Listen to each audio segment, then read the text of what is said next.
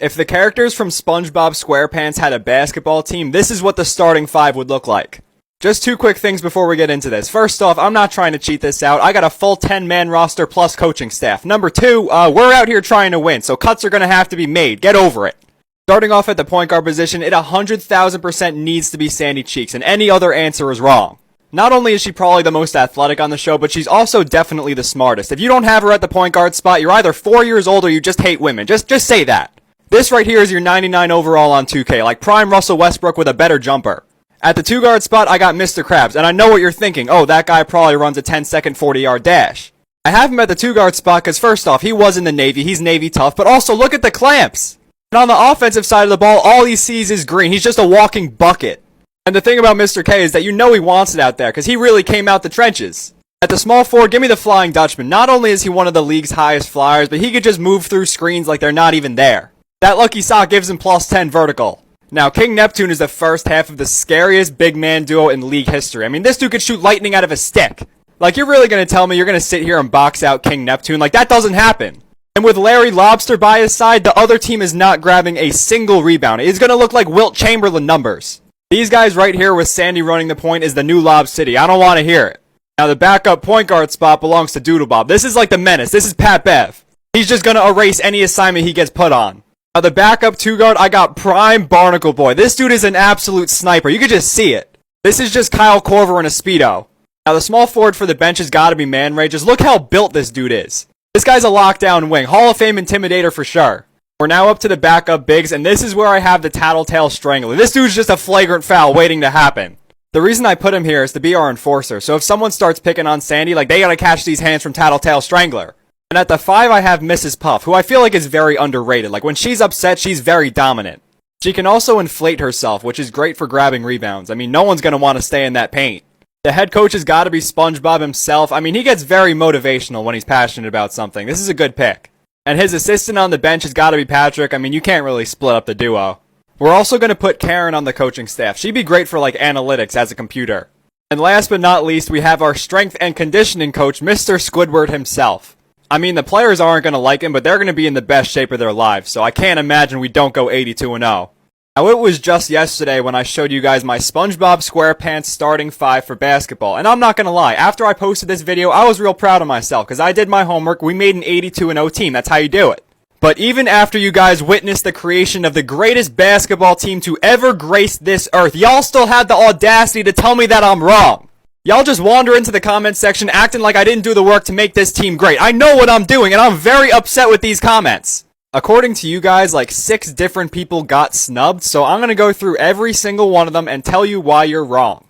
And what better place to start than Pearl? Oh, Pearl's 7 feet tall. She'd be a demon in the paint. How is she not your backup big? Where Pearl at? I'll tell you exactly where Pearl at. Pearl's in the back of some PC Richard & Son stocked up with the rest of the refrigerators. Just look how big her face is and how short her arms are. She can't grab rebounds, she can't shoot, or else it would hit like the bottom of her nose. And on top of that, she listens to Boys Who Cry, and I already heard firsthand that Tattletale Strangler is not a fan of them. Then y'all started saying, oh, Bubble Bass would be a god in the pick and roll. Where is Bubble Bass? The only pick and roll this man knows is a picnic and a buttered roll. There is no chance he's getting on the court and running around for 36 minutes. Get out of here. Then for some reason, a lot of you guys were bringing up Flats the Flounder, like the guy that was bullying SpongeBob. Not only is this guy built like a paper airplane, but when he would cross the ball over, it would just hit his stomach. I don't know what you guys are on. And then you guys were saying that he would be replacing the Tattletale Strangler, of all people. I don't know if y'all remember this, but Tattletale Strangler broke free of these shackles. That's a different kind of strength. And let's not forget that he took spiky cleats to the eye and walked it off with band-aids on his eyes like it was nothing. That's a different kind of durability. Anyways, bad choice for the backup big. It should have been the Dirty Bubble. I don't know what kind of fantasy La La Land y'all think this is, but there's still injuries in the cartoon world. SpongeBob's toenail would put this dude on the IR for the rest of his life. Get out of here. Then someone said I have the audacity to not start the Alaskan Bullworm at the 5? Listen here, bro. I know this is all make-believe and I have a talking sponge at head coach, but this dude is too big for the basketball court. There's just no spacing involved if he's in the game. Basketball isn't playable with him on the court. This shouldn't even be an option. Just to speed through the last few characters, I wasn't gonna do the guys from the movies like Dennis and Hasselhoff. Like, they're good options, though. And the one mistake I'll admit is that I should have put this guy at the strength and conditioning coach, but that's about it. If the characters from Super Mario Bros. Had a basketball team, this is what the starting 5 would look like. Now, before I dive into this, I got two things. First off, we're doing a 10-man roster plus coaching staff, and this time I even got reserves, so you're welcome. Next thing, you can't have any nostalgia while watching this video, because hard cuts need to be made to catch W's, and that's how it is. Now, with that being said, we're starting off the squad with Mario at point guard, but it's not for his basketball skill. Now, I will admit he is above average, but for y'all who think he would be like a 99 on 2K, you gotta grow up. This guy is turnover prone. You can't sit here and pretend like he didn't lose his girlfriend multiple times to a walking turtle. Now, with that being said, he is the most hardworking and determined Italian plumber I've seen in my lifetime. He'd be very unselfish with the rock, and he's willing to jump in lava if that's what it takes to win. His partner in crime in the backcourt has gotta be Luigi. I mean, he's wearing the color green for a reason.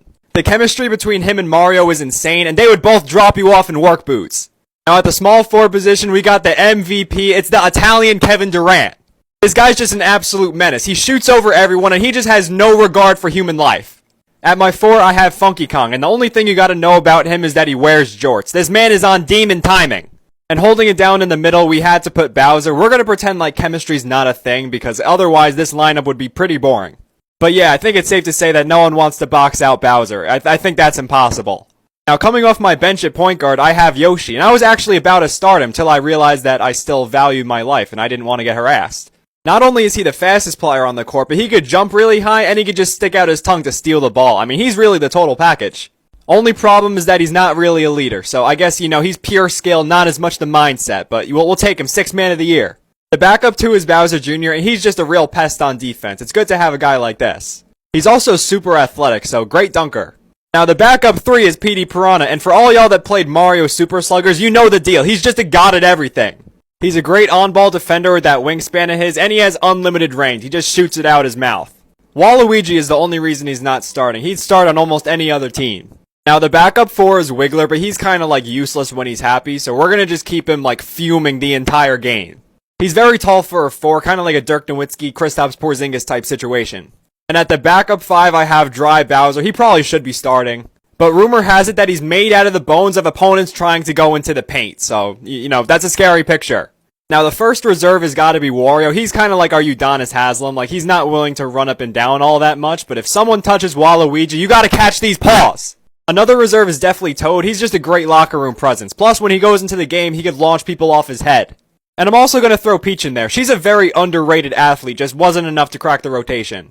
And at head coach, you got none other than Toadsworth. This guy's the next Greg Popovich, the wisest of them all. If the characters from Minecraft had a basketball team, this is what I think the starting 5 would look like. As per usual, we're doing a 10-man roster plus reserves and a coaching staff. This might be one of the best teams yet. Like, this team's loaded. Now, starting off with our point guard, we're talking about a guy that travels to foreign worlds to slay dragons while carrying up to 1/3 of a billion kilograms worth of weight in his backpack.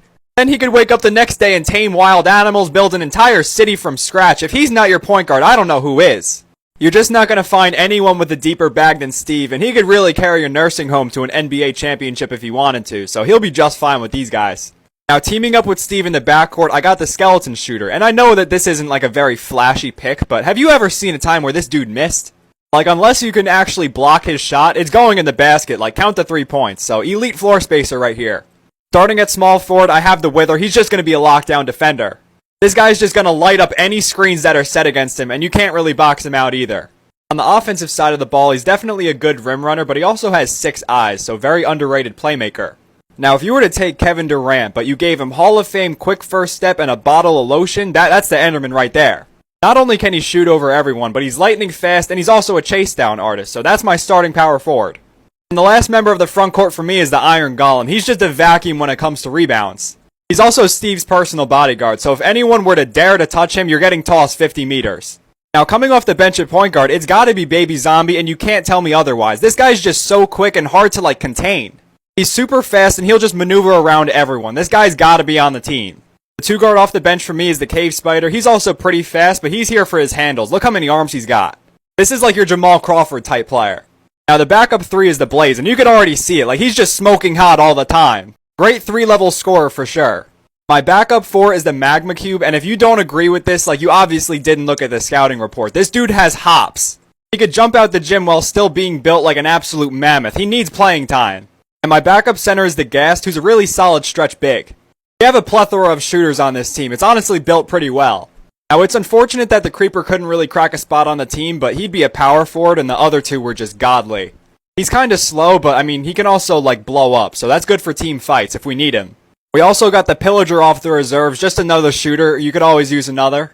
I'm also gonna throw the Vindicator in there. He's very fast, and he throws down highlight dunks, but couldn't really crack a spot in the rotation.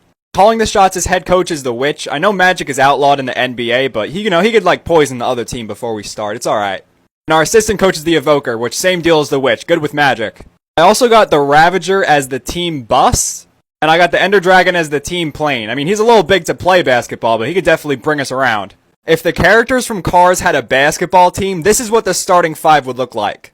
As always, I'm doing a 10-man roster plus reserves and a coaching staff, and this team is absolutely filthy. I'm talking like a title favorite. Now, starting off with my point guard, I got the King. And before y'all start to scrutinize, this is the face of Dynaco you're talking about, like a top-tier athlete. Not only is he one of the fastest racers in the world, but he's got his head screwed on straight, and that's what I want with my point guard. He's very cool and collected, and he's definitely going to make the right choices when it comes to crunch time. Now, starting beside him in the backcourt is prime MJ himself, Lightning McQueen. This is the type of guy to drop a 50-point triple-double and then in the post-game interview pick all the arrogant answers like in 2K. He definitely also spits some game to the sideline reporters, like his offense is elite on and off the court. Starting at my 3, I got Mater, who also is definitely going to spit some game. Mater is 100% our top perimeter defender. Like, he's not scared to get his paint scratched, and even if he does get crossed up, he still knows where you are, because he drives backwards. His post hook is absolutely filthy, and he's gonna find McQueen for lobs using that toe cable, so this is like some Showtime basketball. Starting at the power forward, you got the OG Doc Hudson, so you already know for a fact his mid-range game off the pick and pop is straight butter.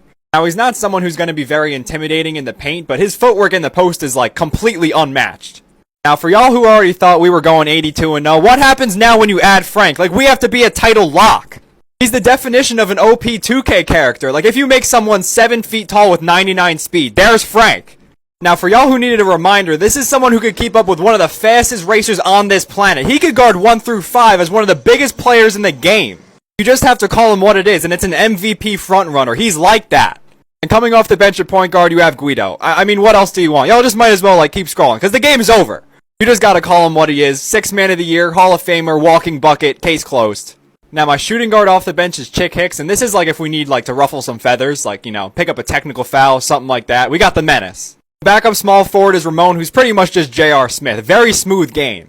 Also got a nice wingspan, so solid defender. The backup 4 is Red, who has an absolute hose from downtown, and he's a big body. At the backup 5, in case Frank needs a short rest, you have Mac. I mean, this team has no flaws. Now, I have 2 reserves, and the first one is Luigi, who I feel like is very underrated. Now, he might not be the best basketball player, but if anyone were to lay a hand on Guido, the wrath of Rigatoni is raining down from heaven. Now, my other reserve is DJ, so we could bump some nav if we're up by like 60 on a team before halftime. When it comes to the coaching staff, the ideal head coach would have been Doc Hudson, so we're going to go with the Sheriff since Doc is playing. We got Sarge as the strength and conditioning coach, could not have been a better fit. We're going to have Fillmore as our nutrition specialist, who would also make some bomb Gatorade. And last but not least, we're going to have Tex as our team owner. If the characters from Star Wars had a basketball team, this is what I think the starting 5 would look like. Now, before I start, y'all already know the drill. I got a 10-man roster plus reserves and a coaching staff. Also, I'm using the characters from literally the entire Star Wars universe, so there's bound to be a couple snubs. Y'all could go cry about it. Starting off with my point guard, I gotta go with Obi-Wan Kenobi. I felt like it was an obvious choice. Not only did this guy defeat Prime Anakin Skywalker in a one-on-one, but he also beat Darth Maul and General Grievous. What a resume. Like, everyone knows about his wisdom, but his athleticism is insanely underrated. This is my starting point guard. Now, starting beside him in the backcourt is where I have Prime Anakin Skywalker. I'm talking like as soon as he turned into Darth Vader. His killer mindset with the Zach LaVine athleticism might make him our best player on this squad. Now, starting at the 3, I got Darth Maul, and you want to talk about must-watch TV? This trio is already ridiculous. Now, some of y'all are probably concerned about, like, the team chemistry, but for this video, let's pretend they all came together to ball up, because, like, I mean, the team would be really boring without the dark side. Starting at power forward, I got Chewbacca, who's pretty much just, like, the team enforcer. Like, he could legit rip a pair of arms off if he wanted to. His screens would go absolutely crazy, plus he has some range with that crossbow. Now, if I got to pick, like, a specific movie to take Chewie from, it would be in Episode 7 right after Han Solo died. Like, he's a walking triple-double in that scenario. And the man taking jump ball for our starting unit is General Grievous, who's a very mobile big. When he's crawling around on all fours, he could guard 1 through 5. He's a serious two-way threat. He also might have the best handles for a big man of all time. Now, coming off my bench at point guard, I have Ahsoka Tano, and I don't care how much hate I get for this, because this is the right choice. Not only is she super skilled with the lightsaber, but her raw athletic ability is like top tier, like maybe top 5 in all of Star Wars. If I had to give her like a player comp, I'd say Allen Iverson. Now, my shooting guard off the bench is Han Solo, and while he might not like be able to use the Force, like he's got a strap from downtown, like he's really accurate. It's also nice to have a guy with his trash talking ability. He'll really get in the opponent's head. 3-man off the bench is Luke Skywalker. I don't even know like what to say about him. I just feel like it would be illegal to leave him off. I mean, he does have that Troy Bolton type hair, so he's probably got a nice mid-range J. My 4 off the bench is Jango Fett, and yeah, I put him over Boba Fett. Now, I don't know if the league's gonna let him use his jetpack, but he did give Obi-Wan Kenobi a run for his money in a one-on-one, so he's solid. And for my backup 5, I have the Electro Wizard from Clash Royale. Great defender. When it comes to reserves, I have a few of them, starting with Rey. I mean, you can make a case she should have made the team, but I mean, the team's loaded. I also got Yao Ming as a reserve, because I know Palpatine's like a little short, so this adds some more height. And I also got my man Qui-Gon, because Qui-Gon is like so underrated by all Star Wars fans. He's one of my favorite characters. For head coach, I got none other than Yoda. I mean, this is the only choice. My assistant coaches are the droids, great with analytics and all that. And the team owner is Lando Calrissian. We're running everyone's pockets, 82-0. If the characters from the Marvel Universe had a basketball team, this is what my starting 5 would look like. 2 quick things before we start. Y'all already know I got a 10-man roster plus reserves and a coaching staff. Also, I'm not going to do like the X-Men or any random comic book characters, so don't ask. Starting off my squad at point guard, I'm taking Spider-Man. Now, y'all could like argue which one you think would be best in the comments, but I'm going to go with Miles Morales personally. Now, I could already smell the comments asking why Captain America isn't my starting point guard. That dude is old as dirt. He grew up watching George Mikan. Spider-Man's just quick, he has like a 40-inch vert, he'd get a ton of steals, and he's a very willing passer.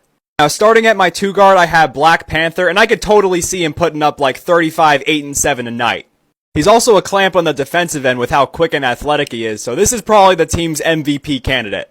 Now, at the 3, I am going to go with Hawkeye, and you're going to see why he's here in a minute, because like this starting lineup could use some spacing. Now, he's not as much a 3-and-D player as he's just like a 3 player, but when you shoot 85% from downtown, it doesn't really matter.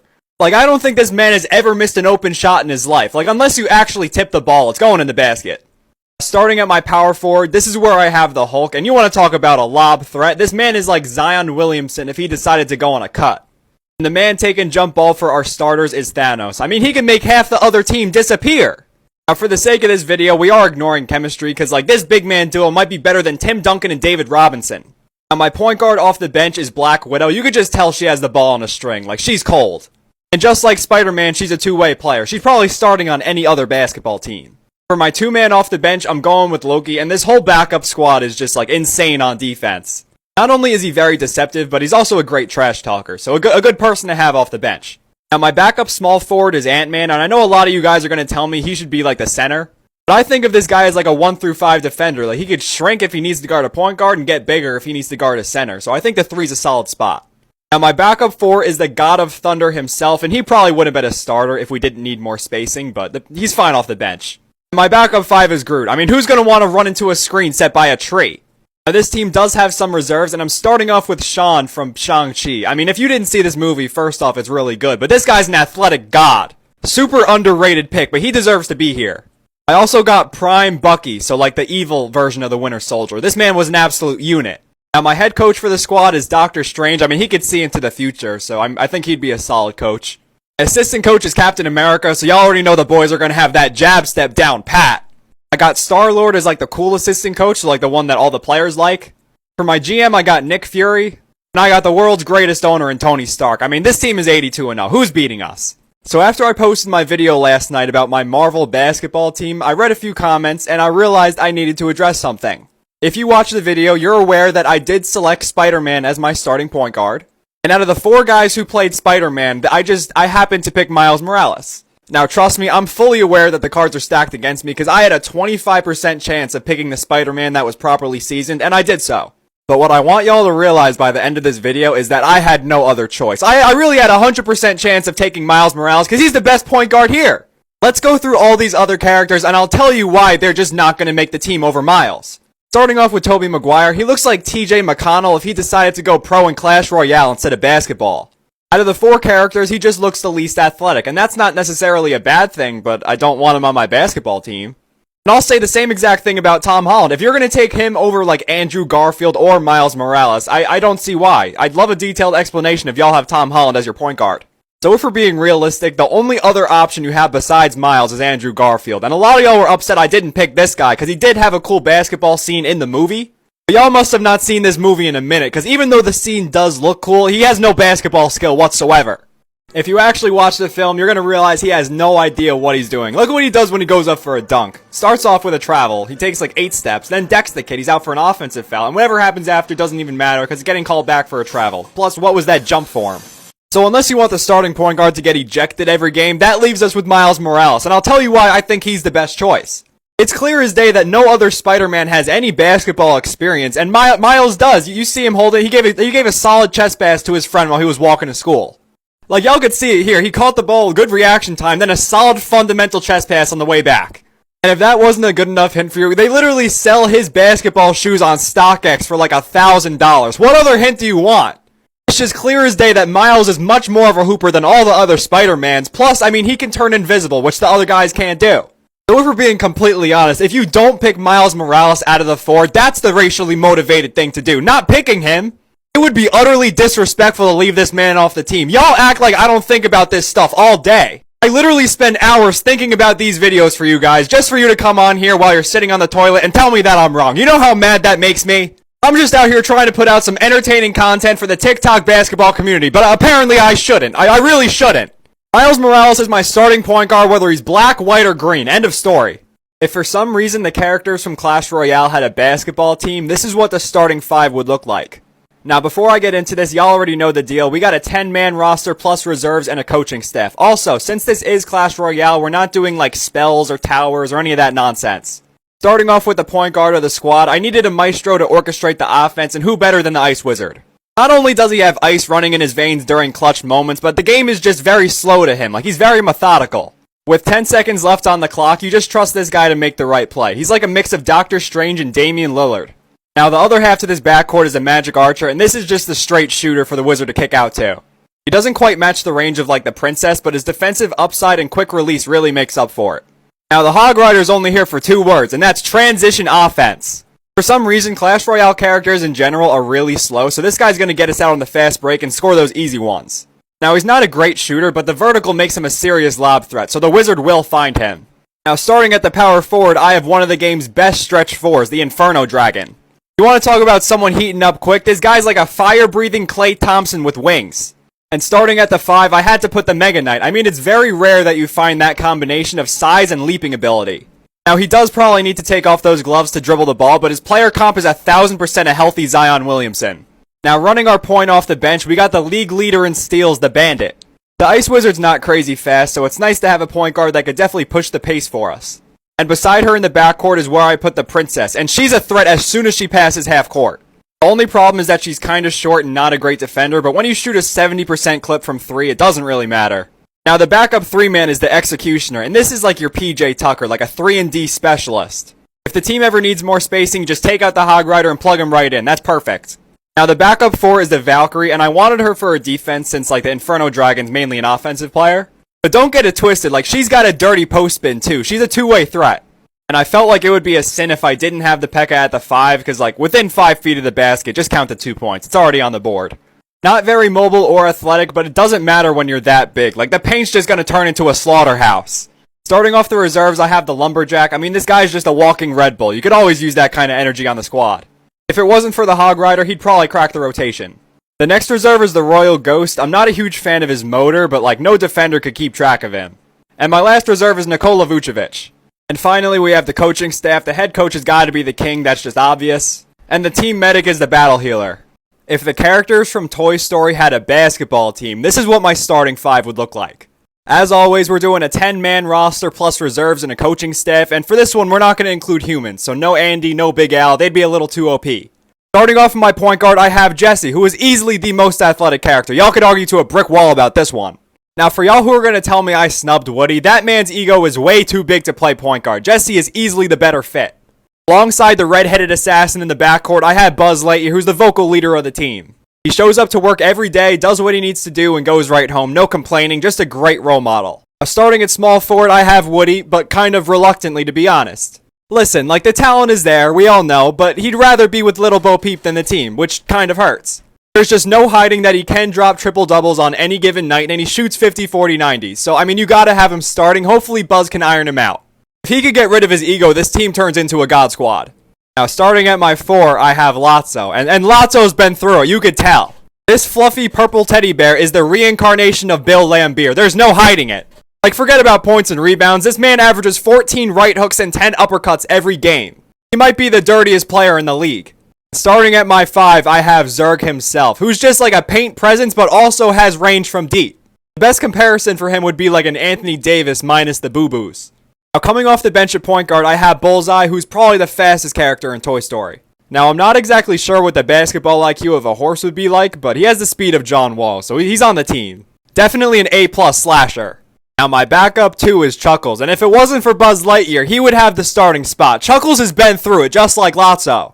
He's that Jamal Crawford, Lou Williams type scorer where he could easily just snap for 50 on any given night. Like, if you make him mad, it's over. My backup 3 is Slinky, who's a very versatile defender. He can guard 1 through 5. His screens are also filthy, because he could just, like, wrap up a defender, like, around the legs. Like, how do you stop that? For my backup 4, I got Ham, who's pretty much just, like, 2020 Julius Randle, so unstoppable. Not only can he shoot the long ball and create off the bounce, but he's got some dimes to drop. He's got a full offensive bag. For my backup 5, I have Big Baby, who might be a little emotionally unstable, but we've seen DeMarcus Cousins before. Big Baby is just prime Boogie without hair. He really is. Now, when it comes to the reserves, I have the little green aliens, so like they're kind of like the 2K auto-generated guys that they just throw at the end of the bench. At the very least, they could see the court pretty well. I also got Mr. Potato Head, who's like not very like passionate about basketball, but I mean, I don't know. Maybe he'll get really mad one day and then go drop 50. And lastly, I got Rex. I mean, his arms are kind of short to play, but he could be like our Theo Pinson, like emotional support. For my head coach, I got Andy. I mean, who else? The assistant coach is the Etch-a-Sketch, who's great at drawing up plays. And for strength and conditioning, I got Stinky Pete. This is a great team. If the characters from Big Nate had a basketball team, this is what their godly starting lineup would look like. This might be the greatest basketball team ever assembled. Starting off the show for us at point guard, we got Nate Wright. He's just an absolute menace. Now, I don't know what kind of exotic plant he's got growing on his head, but this dude's just built for the clutch. Like, he's real slick. Like, this is the type of dude to not only posterize you, but then bag your girl afterward. Like, he's got that swagger. And to finish up this dynamic backcourt, you got Francis Pope, who's just a sniper. Him and Nate remind me of the Splash Bros. Like if they were white. It's just a chemistry thing. Like, you already know the locker room's gonna be jumping after every game. Now, at the 3, we got my man Teddy, and you had to complete the trio. Like, this chemistry is unmatched. And not only is Teddy a great athlete, but he's got some style too. Like, this is how people on Fashion Talk think they dress. Teddy was stunting out these fits 15 years before all y'all. I don't want to hear it. Now, if you didn't think this team was going 82-0 before, add Coach Calhoun. Now what? You could just tell he was an absolute demon in college back in the day. I expect him to average a double-double and have a polished post game. And on top of that, this guy's a lady killer. It just fits the whole theme of the squad. Now, I want you to imagine for a quick sec what it would be like if Goliath had like 3 Red Bulls and a pixie stick before a basketball game. That is what Chester is. Like, you don't even get to see Chester's face in any of the comics. He's too big. He's more of a myth than a man. Like, this would be prime Shaq on steroids. Just imagine the amount of rebounds he'd average. Calling this man a lob threat would be an understatement. It's just unfair what he would do. And as if this team couldn't get any better, throw Chad on the bench as a 6-man. This dude is a walking bucket. Now, he might look like a Twinkie, but don't get it twisted. His bag deeper than Jamal Crawford. And last but not least, we got Mr. Rosa calling the shots as head coach. This team could not get any better. This is just a dynasty waiting to happen. If the monkeys from Bloons Tower Defense had a basketball team, this is what the starting 5 would look like. Before we start, y'all already know the drill. We got a 10-man roster plus reserves and a coaching staff, so let's get right into it. Starting off in my point guard, I have the Monkey Apprentice, who's legit a wizard with the basketball. Now, I do understand if y'all are concerned, because he does look like an 8-year-old who's trying to learn card tricks for the first time in this picture. But the second he hits his takeover, fire's raining down from heaven, or a tornado, wherever one he wants. This is the monkey I'm trusting to run my offense. Now, beside him in the backcourt, you got the Sniper Monkey, who shoots the 3-ball at like a 60% clip at least. Like, if you just straight up took Kyle Korver and put him in a video game, this is what you get. Starting for us at small forward, we got the franchise player in the Super Monkey. Not only does he have Steph Curry range with a really quick release, but he's got some power too. People forget this dude turns into a legit temple. Like, how do you box out a temple? Out of all the lineups I've made, Super Monkey might be the most OP player. Like, how do you stop that? Every championship team needs that kind of glue player, and I mean, what's better than the glue gunner? Not only can he guard all 5 positions, but like he's got a hose too from downtown. He fills in all the gaps that the team is missing, just a great power forward. And starting at my 5, I have like a stretch big in the mortar.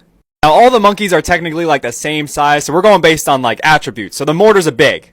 Now coming off the bench at point, I got the ninja monkey, and he's used to carrying like the first 10 rounds of my Bloons Tower defense game, so he could definitely handle the point guard position off the bench. This dude could throw like 4 ninja stars at once, so his handles are definitely like off the charts. Now the 2 guard off the bench is the ice monkey, and he's as clutch as they come.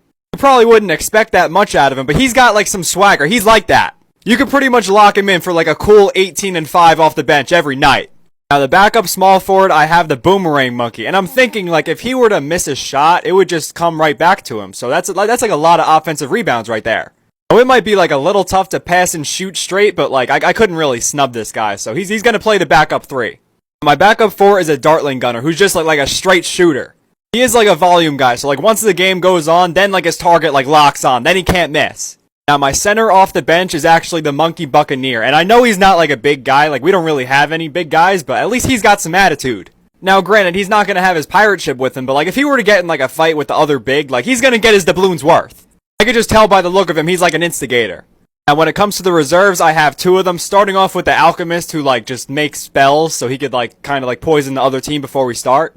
And then we got this like druid guy who could just raise up spikes from the ground. And I mean, I don't know if that's like legal in basketball, but you know, we could do it like undercover.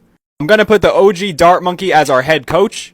And lastly, the assistant coach is the Engineer Monkey. This guy's just very helpful.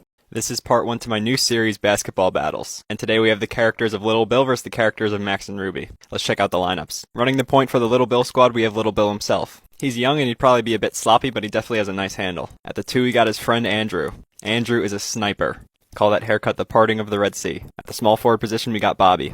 Bobby's definitely a little undersized for this position, but he is older, so he'd probably have better decision making. Now at the 4, we got Little Bill's dad, Big Bill. He probably played in high school back in his day. And at the 5, we got Captain Brainstorm. This guy's actually voiced by Bill Cosby, so I'd probably need to get like a legal clearance before I could play this game. We gotta make sure Captain Brainstorm doesn't get out of hand. Now on to the Max and Ruby squad. Naturally, I got Max running the point. He had a really tough upbringing with no parents in sight. Him and Ruby had to pay that mortgage somehow. This guy's a grinder. You know he's ready. At the 2, we got our leading scorer, Roger. You already know this man Roger is a walking bucket. Now at the 3, we got Louise. He beat out Ruby because she's a little more athletic. She's got to watch out for Captain Brainstorm. At the 4, we got Mr. Huffington, just a big body. And at the 5, we got Santa Claus. Who you got winning this thing? If the cast of The Office was in NBA 2K, what would their ratings be? Now I'm gonna get a lot of hate for this, but realistically, Michael Scott is like a 70. And that is very generous. All jokes aside, this dude is just uncoordinated. He just has terrible leadership skills and no skill whatsoever. He does have a lot of passion, and that's why he's a 70 and not a 60. He does bring great energy. But if this Michael Scott were to hit the floor, now you're talking like a 95. I mean, the difference is night and day.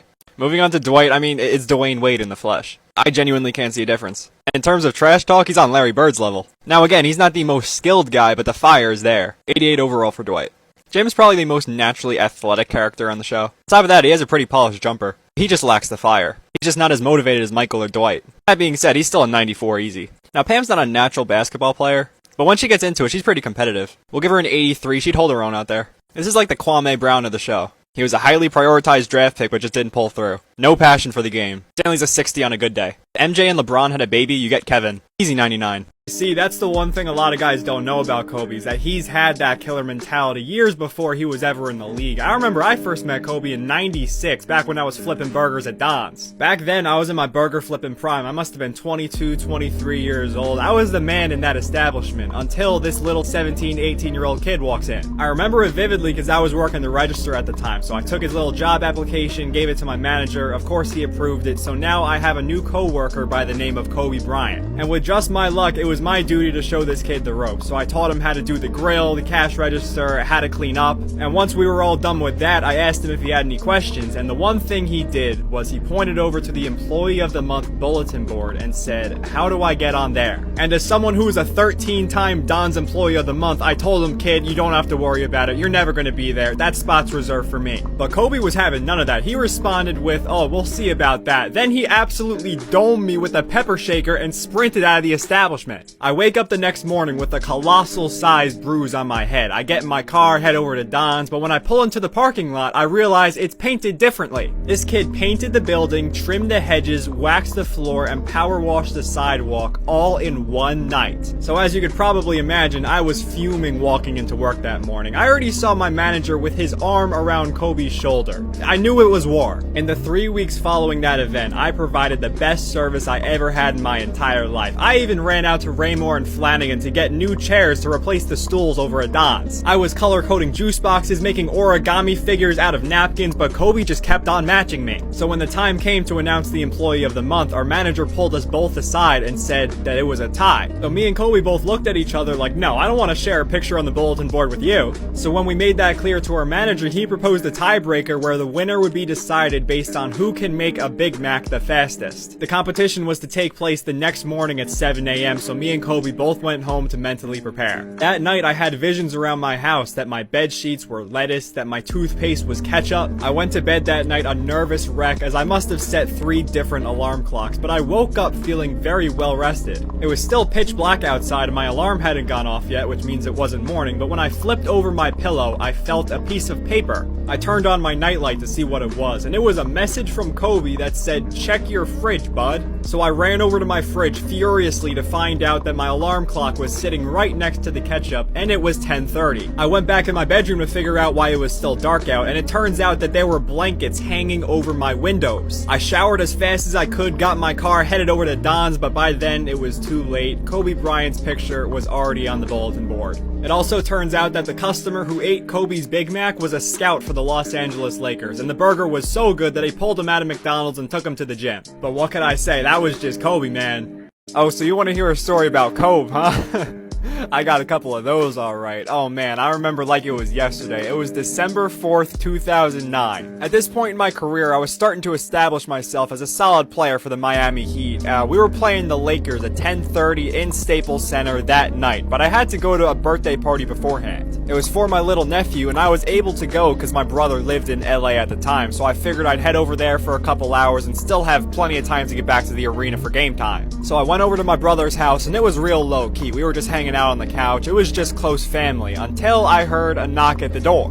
Now my brother hadn't been expecting any more guests, so when I went over to the door, I used the little peeky hole thing to see who it was, and it turns out that Kobe Bryant was standing out there with a wrap present and a McDonald's Happy Meal. Now at this point, I was completely caught off guard. I'm thinking, oh, is he related to us somehow? Is he at the wrong party? But when I opened the door to talk to him, he just walked right in the house. He didn't even say a word to me. The entire family went dead silent as he just walked right over to the couch where everyone was, plopped down, and whipped out his apple slices and chocolate milk. He just started munching away as the family was watching Max and Ruby, so I figured as the basketball player in the house, it was my duty to figure out what was going on, but I couldn't get a word out of him. The tension eventually settled when people realized he was just trying to watch some TV, and I remember specifically, it was the episode where Max and Ruby had a wallet full of money and they were trying to buy their grandma a present. Ruby was trying to buy this spinning ballerina thing while Max was trying to cop some vampire fangs, and when the episode was over, Kobe finally said his first word, which was bank. Now we gave the whole family a laugh since we figured he was just imitating Max for only saying one word, but he really wouldn't say anything else. I remember once the episode was over, I asked Kobe, I was like, "You ready for the game tonight, Kobe?" And he's like,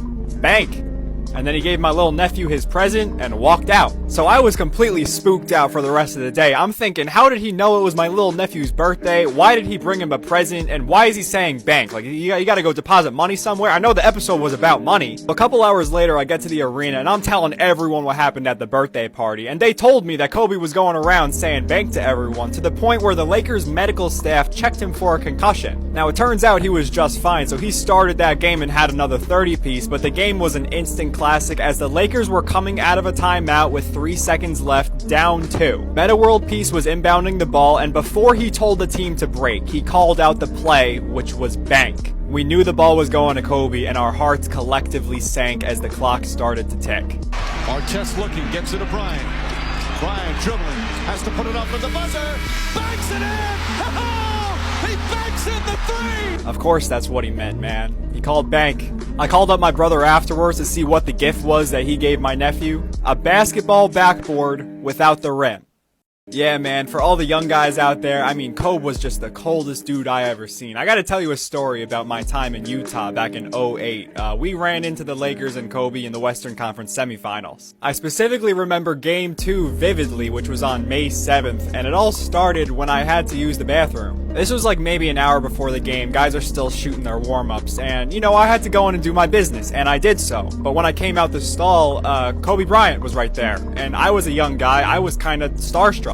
Now, of course, I didn't say anything to him because we were in the bathroom. I thought that was weird, so I decided to go over and wash my hands until I heard Kobe scream after me, "Hey, young fella!" As soon as he said that, I turned bright red because I knew what he was going to yell at me for. I had accidentally sprinkled a little bit on the seat. Just a little bit. So I'm over by the sink about to drop another load, and Kobe goes, "You do 3 things in the bathroom, son. You let it fly, you clean up after yourself, and you get out." So I'm all like, "Yes, Mr. Bryant, of course, Mr. Bryant, I'm so sorry." And he's like, "Oh, you do those 3 things and you'll be just fine. But if you don't, then no one's gonna like you. Now get out." So I did get out. It was a rough shoot around seeing Kobe on the other side of the court, because he would just give me that look, and I knew I was in for a rough night. To my surprise, though, I actually had a great game, and we were tied up with 20 seconds left coming out of a timeout where we had the ball. The LA crowd was electric, and I remember Kobe Bryant was on me, so at this point, I'm like feeling myself. I'm a young guy, I don't have much playoff experience. I'm like, this is my time, I'm knocking down something on Kobe's head. Now, the play we wrote up in the timeout was for me to come off the Carlos Boozer pick and look for him on the roll, but I decided to ignore the screen and pull it myself, because I knew it was going in. So with about 10 seconds left, I let it fly and I turned my face to the crowd to immediately shut them up, because I knew it was going in. And it just happened to not go in. The rebound apparently was coming right back to me, which was even worse. So Kobe grabbed it, called timeout, and now the Lakers have 7 seconds to win the game. As you can imagine, I heard an earful from both Coach and Carlos Boozer for my decisions, but now it was time to play some defense. I'm like, alright, I know Kobe's taking the last shot, I'm guarding him, I could still win this. The clock started to tick, Kobe got the ball, pulled up from mid-range and missed until he got his offensive rebound and dunked it. Game over. So I started walking over to the Utah bench with my head down, ready to get my ear chewed off, until Kobe came over to me and whispers in my ear, "Son, you gotta do 3 things. Let it fly, clean up after yourself, and get out." And that was Kobe. Yeah, I can never forget my first experience with Kobe, man. I remember like it was yesterday. We're talking December 15th, 2009. It was my rookie season with the Chicago Bulls, and I remember the Lakers came to play us, so you figure we wouldn't see them the night before since they would be staying in a hotel, but little do you know, Kobe came knocking on my door with a Wii in his hands. Now, this was my first encounter with Kobe, so I opened the door. I was like, what are you doing at my house, Mr. Bryant? And he's like, "Oh, I'm just trying to play some Mario Kart with you. Is that alright?" And I was like, "Yeah, that's alright. Come in." There we were 10 minutes later playing Rainbow Road, and I'll never forget, I was Koopa Troopa and he was Bowser, and I must have been ahead by like a whole lap. So I turned over to Kobe and I said, "Yo, why are you here? Aren't you supposed to be in the gym? Like, why are you deciding to play Mario Kart with a rookie?" And he told me, "I want to teach you a valuable lesson. You cannot get too comfortable with that lead." So of course I just kind of shrugged him off, because I was already like 10 feet from the finish line, but believe it or not, I got hit with a blue shell and Kobe Bryant passed me in a bullet. And the second he crossed that finish line, he just walked out of my house. I'm telling you, he left the Wii plugged into my TV. I still have it stored away in my closet, but he did not say another word to me. So fast forward to the game the next day, and Mario Kart is running through my head. I told myself, I'm not gonna let this happen. I know we're supposed to go up big, and Kobe's gonna make some sort of comeback. And just as the storybook goes, we found ourselves up 20 to start the 4th quarter, and I told my teammates, we are not letting Kobe Bryant win this game. We'll triple team him if we have to. So to open up the 4th quarter, I made sure that I was the one guarding Kobe Bryant, because I knew what was at stake. I did not want to end up in one of these stories. So you figure it was prime time for Kobe Bryant to bring out his antics, as on their first trip up the floor, he turns to me and says very quietly, "Watch out for the blue shell." So I'm thinking in my head, like, no, that's not true, you're not gonna come back, and before I could finish that thought,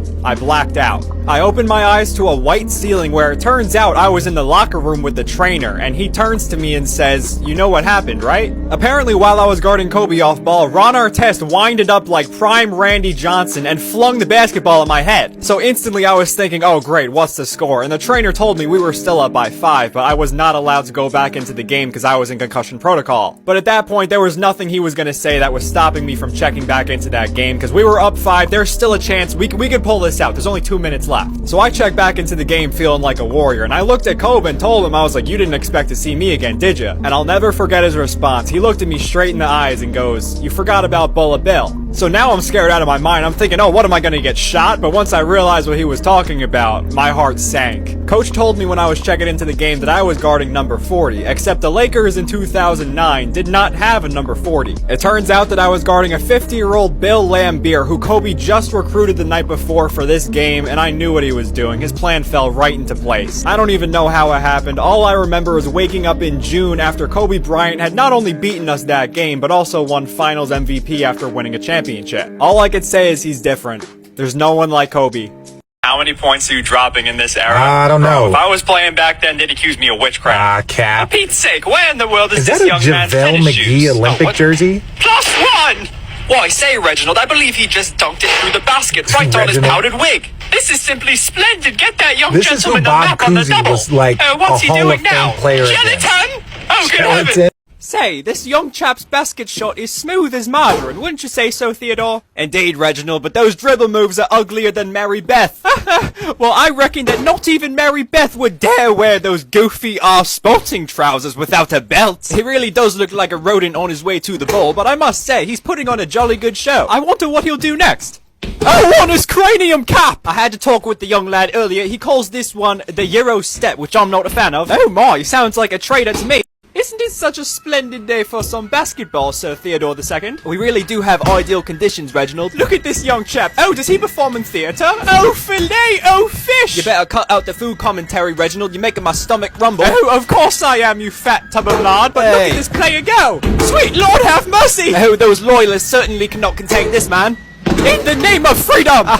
Those goofy redcoats don't stand a chance. This young fella would turn their ankles into tea. You might as well put a tax on that, am I right? Oh, I reckon they would. Give me liberty or give me death. The king is mid. Such a splendid day for some basketball, eh, Sir Theodore II? Indeed, we have perfect conditions. This Sir Reginald is really quite the talent. Oh, and I say, he has a jump shot smooth like margarine. Is he drinking tea? I thought we got rid of all that. Reginald is in his satchel! I classify it more like a knapsack. He's taking this jump shot from the motherland. He's a good chap, what could I say? Oh, what's he doing now? Someone get the gelatin! Gee whiz, when I was younger, they'd burn you at the stake if you were this talented. He's doing all this in a pair of trousers. The Kings team doesn't stand a chance if this man shows up. Yeah, the king has a broke jump shot anyways. Sir Anthony of Carmelo. Such an effective jab step. Oh, that's nothing but the bottom of the net.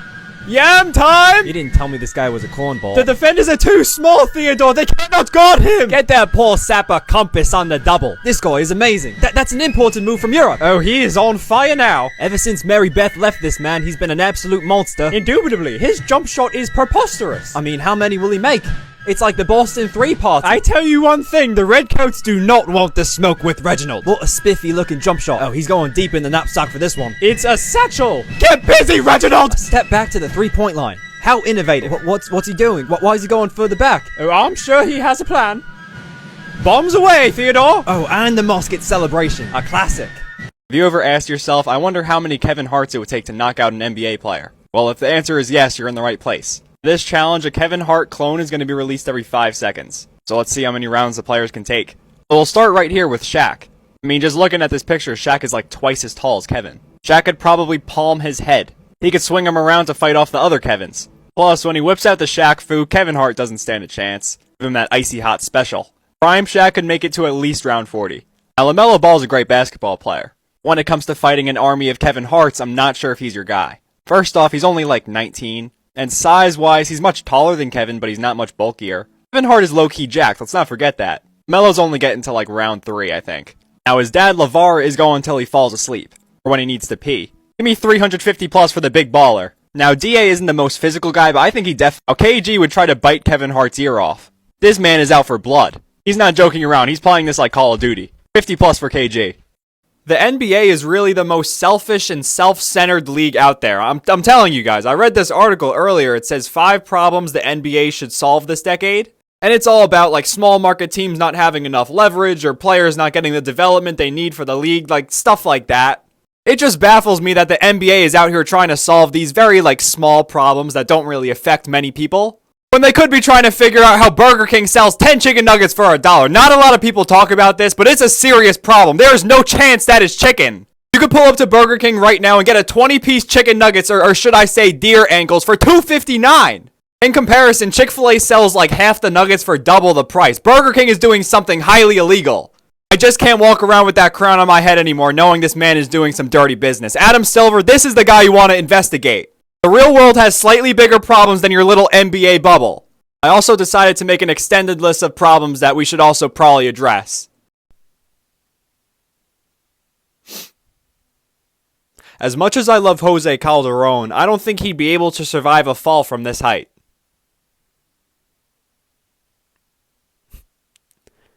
I'm just so lonely. Like and follow for more.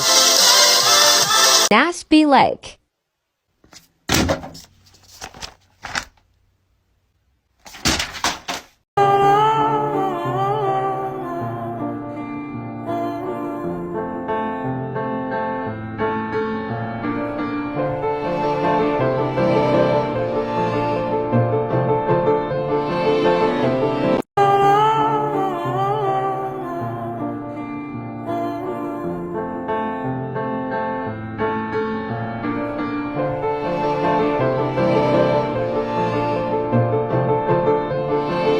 If you guys haven't heard yet, Paul Pierce just got fired from ESPN. He was on Instagram Live with like strippers in his house. So now that Paul Pierce is done with ESPN, they have to have a job opening. So in this video, I'm going to show you why I should be his replacement. I think I'm qualified. First off, I'm a huge sports fan. Big Knicks guy, big basketball guy in general. I feel like that's pretty important. And you know, I wouldn't call myself the most attractive guy, but I could get on TV. I clean up okay. Good enough to replace Paul Pierce anyways. Secondly, I do have a car, so I could get back and forth from work on time. That's not going to be a problem. I'll be there. I can pump my own gas, and I also have a debit card. I might be young, but I know the ropes. This is the most important point. Unlike Paul Pierce, I am not attracted to Rachel Nichols. Therefore, I will be laser focused in my work. I'm just there to provide for the family. Just get the food on the table. So I won't be messing around at work. I'm all business. And lastly, I don't drink or smoke. And I don't even talk to girls. So what happened to Paul Pierce will not happen to me. One more thing, I can tie a tie. That's a refined skill. Not a lot of people could do that. So ESPN, what do you think? Is anyone else here a saucy person?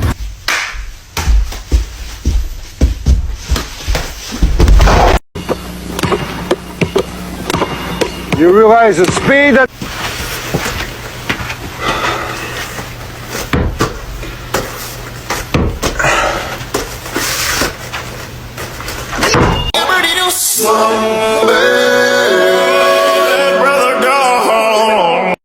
It's a beautiful day in New York. Look at all this snow. The one thing that would make it better is if DJ Augustine were here. Wait a second. Bro. No way. Alright, now it's a perfect day. So I told you guys in my last video that I met Mario Chalmers, but for some reason you guys didn't believe me, so I guess it's time for a story time. And like, not only did I meet him, but I actually know him pretty well. It's kind of interesting. So if you didn't know this already, he actually grew up in Alaska, but he played his college basketball at Kansas, which is where my older cousin went. Now, my older cousin wasn't on the basketball team. Like, he's terrible at basketball, but they actually were like pretty good friends. So ever since Mario left college, which was like 12 or 13 years ago, I think, he comes to my cousin's house like a couple times a year. Now, I'm really lucky because I live 5 minutes away from my cousin's house. I'm in the same town. So whenever Mario comes around, like, I'm there. They know I love basketball, so I've legit, like, known him for the past, like, 10 or 12 years of my life. I get to pick his brain all the time. It's amazing. And not only does he come to my cousin's house, but, like, there were times he actually came to my birthday party. And, like, at this time, he actually came into my school. You can see I circled myself. I think I must have been in, like, 4th grade here.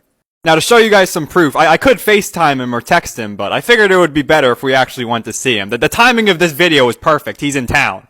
Just got in the car. We got a 5-minute drive, then we'll see Mario. Alright, boys, just pulled up, about to go inside. I can't show you the street address or none of that, so we'll see you inside. Let's see where he is.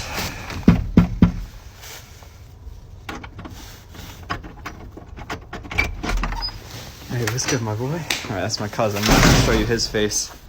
Alright, boys, here he is. Yo, Uncle Mario. Can you say what's up to my TikTok? He's shy.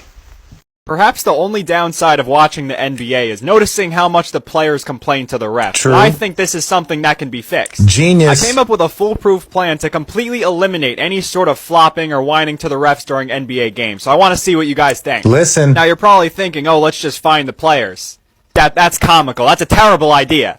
In my plan, the first step is to have Charmin, like the toilet paper company, sign a contract with the NBA, because whatever I'm doing in this plan, it needs to be legal. Smart. So basically what's going to happen is that after every NBA game, there will be a Charmin Ultra Soft player of the game. Genius. This would go to the player who's like whining the most or flops a lot, so Draymond would get a couple of those.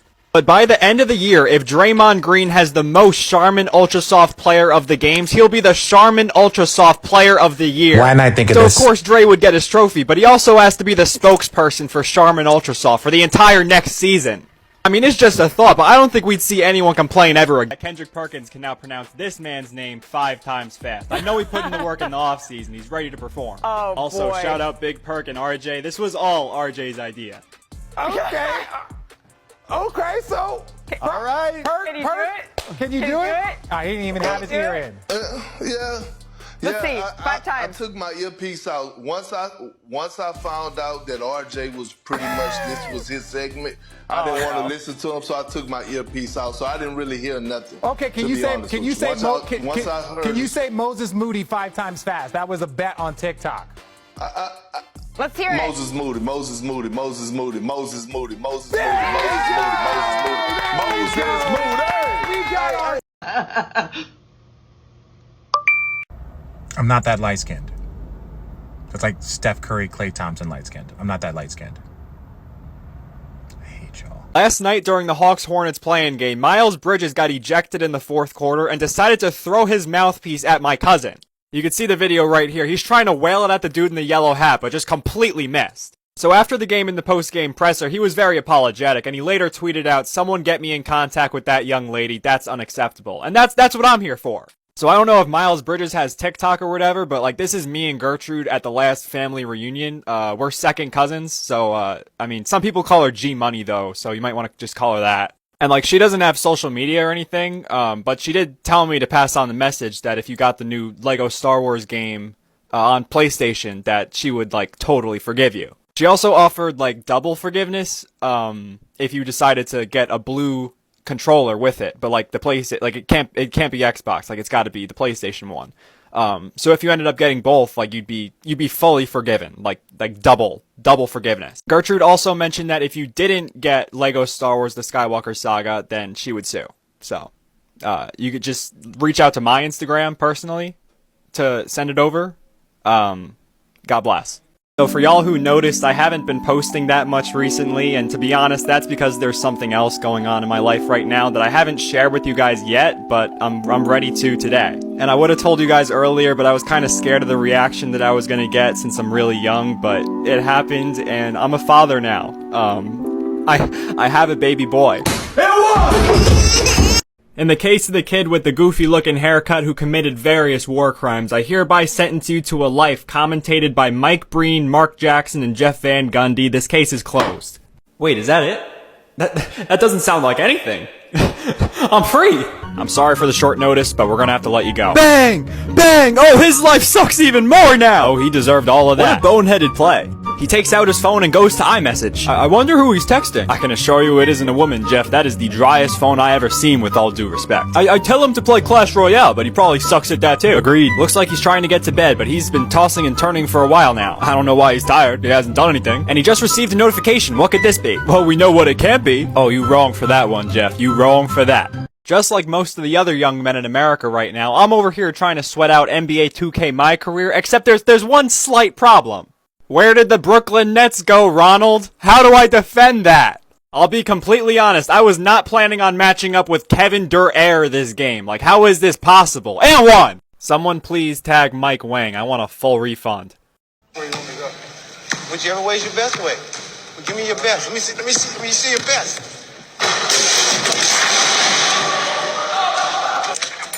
Is that all you got? Yeah. I just knew they were trouble when they walked in the gym. They had all the cameras, they had Shaquille O'Neal, and I mean, as a backboard, Shaquille O'Neal is basically a death sentence. And honestly, I would have rather it been me. I've been on the same court with Dave for about 20 years, and when Shaq went over to that end of the court, I just knew it was over. And, I can't be mad at Shaq, because he was just dunking the ball, that's basketball. I understand that, like, my life can be at risk sometimes. It's all for the game, and, if Dave goes, then Dave goes. The reason I'm mad is because this was a setup. They wanted Shaq to break the rim for their little TV segment. They literally had multiple takes. Can't play around with Dave's life like that. He's got a family to go home to. This was premeditated murder. This is not out of the competitiveness of the game. Now they had to bring in a new backboard. Dave just got cleaned up last week. It was messy. But yeah, I'll be taking this to the courthouse. This is my NBA Thanksgiving, part 1. You're either in, you're out, or you're at the kids' table. Adam Silver is in 1,000%. Everybody loves this guy. He's definitely polite. He'll probably say grace for us too. He gets the head of the table. James Harden's definitely that person. Like, if you're sitting next to him, you ask him to pass the gravy, like, he'll completely ignore you. And for that reason, he is out. Gravy hog. All 4 of these guys are invited 1,000%. I'm not the biggest Kenny the Jet fan, but you gotta complete the package. Shaq and Chuck might start to fight, but at least it'll be funny. Ernie Johnson gets a special seat right next to me. Now, the thing about David All, Tim Duncan's definitely in. He'll show up in a button-down shirt and some nice khakis, he'll thank the chef for the food, and he won't cause any problems. What a guy. I wouldn't be bothered if he brought along like Manu, Tony Parker, Pop, any of them. We're all good.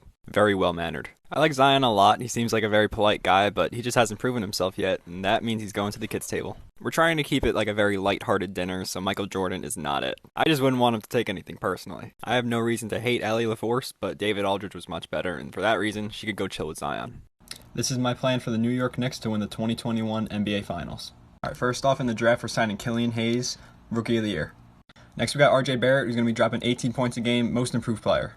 But the most important move is to sign Carmelo Anthony. In my plan, we're going to get James Dolan to convince Adam Silver to let Melo play in a hoodie. Dolan has pretty deep pockets, we'll throw Adam Silver a little money under the table. And we still obviously have King Julius and the future Defensive Player of the Year, Mitchell Robinson. Now you may be thinking, even with this team, we're not making it past the first round. And that's why I have a more realistic plan, which gives us a much better chance of winning the finals. First, we're going to trade up to the first overall pick with Taj Gibson. Yeah, it's possible. But the thing is, we don't want LaMelo. We want LeVar Ball. We're going to give LeVar a little inside job. James Dolan is going to give LeVar Ball a cage of squirrels injected with COVID. Now LeVar is going to go into all the NBA practice facilities and unleash the squirrels. Now the entire NBA is infected with COVID, except for the New York Knicks and the Charlotte Hornets. Therefore, we have a 50% chance of winning the NBA Finals. The Knicks are a poverty franchise, they said.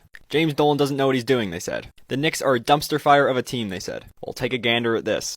276 days without a loss. I did some math and that comes out to over 3/4 of a year. Your favorite team can't do that. We haven't lost since March. That's an NBA all-time record. Hanging in the rafters, ring the bells, let's start a parade or something. And the thing is, no one is breaking this record ever again. That's why it's so impressive. This guy's going to be in your nightmares tonight. King Julius is coming for the throne. That's the face of greatness. It's December 22nd. The NBA is on the brink of a fresh new season. Sounds exciting, right? Well, as a Knicks fan, it's the time of year where I'm always let down. I got a notification on my phone that the Bleacher Report power rankings were out, so I was like, oh, let's go check where the Knicks are. I didn't have to scroll very far into that article. But like 30, that's a little ridiculous in my opinion. You're telling me you put us below the Pistons? Now, obviously, I have some Knicks fan bias, but I genuinely think that we can make the play-in tournament. Meaning the 9th or 10th seed. But like 30th in the power rankings, dead last in the league, I think they're just hating on us now. By the end of the season, they're going to be top 20 in power ranking. I will post this video at the end of the season when it happens, because the disrespect here is unreal. 30? It is truly a glorious night, because with the Knicks' first win, they absolutely steamrolled the Bucks. Like, Julius Randle made Giannis look like a third grader. Stat line at 29, 14, and 7. All that on the reigning depoy. I mean, I can't say I didn't expect it, though. Keep sleeping on the Knicks, see what happens. We're coming for that play-in tournament. Elfrid Payton and Julius Randle looking like Shaq and Kobe. Unstoppable force. The Knicks are not 30th in the power rankings, Bleacher Report. We just made the Bucks look like a JV squad, led by double digits the entire second half. That's impressive for a team that apparently has no offense. Just hung 130 on a premier defense. Stop sleeping on us. You know, maybe I'm caught up in the moment, but I'm gonna make a bold prediction here. Julius Randle's an all-star. I said it. Put King Julius on the throne. He's different this year. This dude's actually like a playmaker. He's the king of the Eastern Conference. The new face of the NBA, in fact. He's a team leader now. And a good one. I'm obviously getting carried away a little bit, but the Knicks actually looked really good against the Bucks. The defensive energy is amazing, and it's a huge turnaround from last year. All I'm saying is I wouldn't be surprised if we end up in the play-in tournament.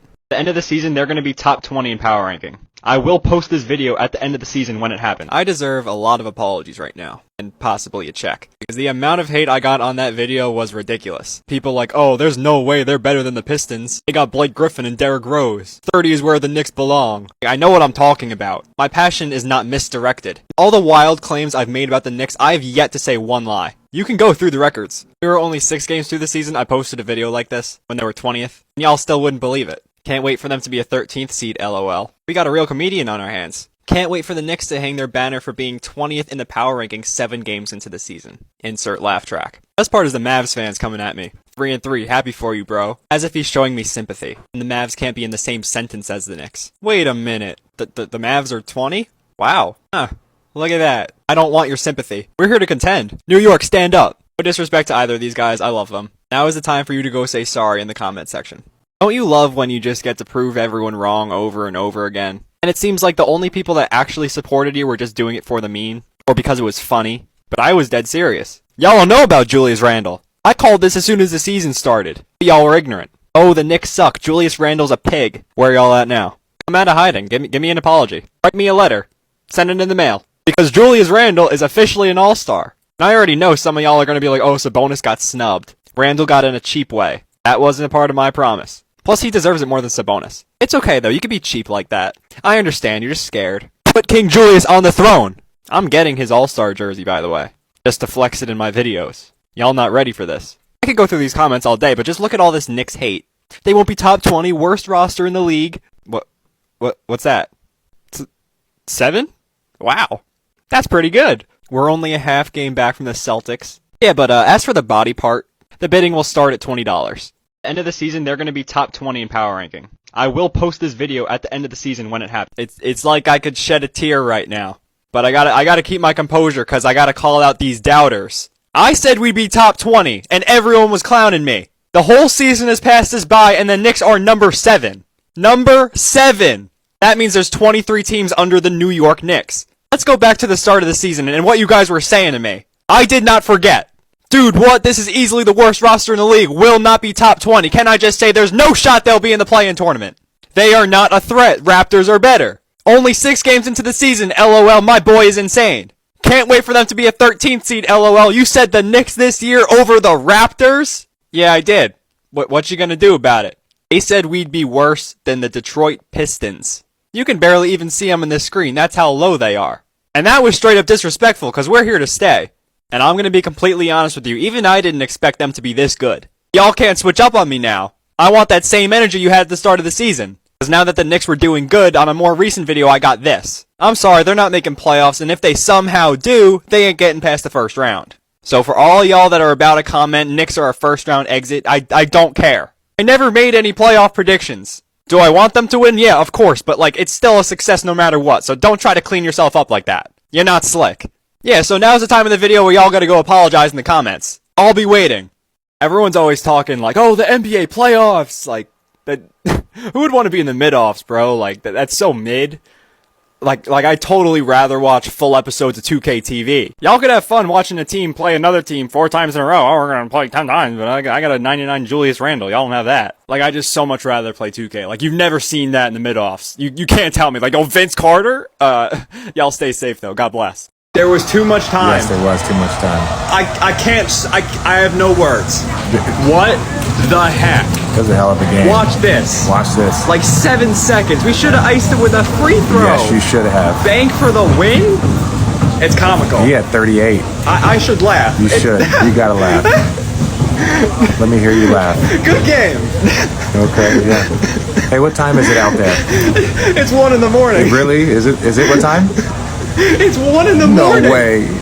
Hey, so it's a 27-point game right now. The Knicks are up with 9 minutes left in the second. I guarantee you it becomes a 5-point game. I'll come back when this happens. 7 minutes left in the third, 11-point game. I was about to put a bet down that I would have to shave my head if the Nets won, but I know this team too well. I would have lost that bet. Guess what? 4 minutes left in the fourth quarter. It's a tie game and the Nets have the ball. I might as well just go to sleep. The Knicks are taking years off my life. I'm keeping the camera rolling. What's Cam Thomas going to do? Take your lead. Take the lead. Take the lead. Oh my gosh. Nets are up by 3. What are we going to do? Alec Burks, what are we going to do? What are we going to do? Screen, Fournier? That's what I thought. That's what I thought! They don't have Kyrie. They don't have KD. They don't have Ben Simmons. We're getting cooked by LaMarcus Aldridge. Nets up by 3 with 16 seconds. Will the rookie ice it? Will the rookie ice it? Of course he will! I just love basketball.